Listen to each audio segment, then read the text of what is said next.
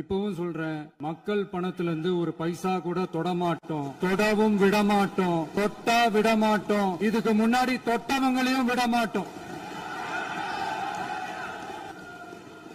ஒவ்வொரு ஊழலா வெளியில வரும் போலயே, ஒவ்வொரு வேஷமா கலைஞ்சிரும் போலயே இங்க இருக்கிற நிறைய பேரு நடுங்கி போய் இதுல நம்ம மேல அவதூறு வேற. இப்ப புதுசா ஒரு வெப்பன் ஒண்ணு கொண்டு வந்திருக்காங்க. அது என்ன தெரியுமா? அவங்க தயவால தான் நம்ம ஆட்சி நடக்குதாம். மக்கள் தயவால இந்த ஆட்சி நடந்துகிட்டு இருக்கு.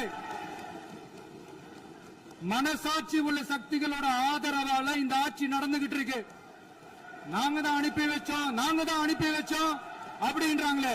அனுப்பி வச்சவங்களுக்கு மினிஸ்ட்ரியில இடம் கொடுத்தா ஏன் கதறீங்க? ஏன் இவ்வளவு கோவம்? ஏன் இவ்வளவு கதறல்ஸ்? இதுல இன்னொரு முக்கியமான விஷயம், மார்க்சிஸ்ட் கம்யூனிஸ்ட் கட்சி நமக்கு ஆதரவு கொடுத்தது சுயேட்சையா எடுத்த முடிவுன்னு சொல்றாங்க. அதே மாதிரி இந்திய கம்யூனிஸ்ட் கட்சி நமக்கு ஆதரவு கொடுத்தது சுயேட்சையா எடுத்த முடிவுன்னு சொல்றாங்க.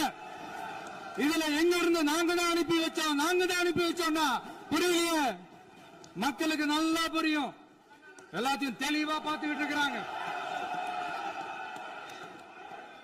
இப்பவும் சொல்றேன், மக்கள் பணத்துல இருந்து ஒரு பைசா கூட தொடமாட்டோம், தொடவும் விடமாட்டோம், தொட்டா விடமாட்டோம், இதுக்கு முன்னாடி தொட்டவங்களையும் விடமாட்டோம். ஒவ்வொரு ஊழலா வெளியில வரும் போலயே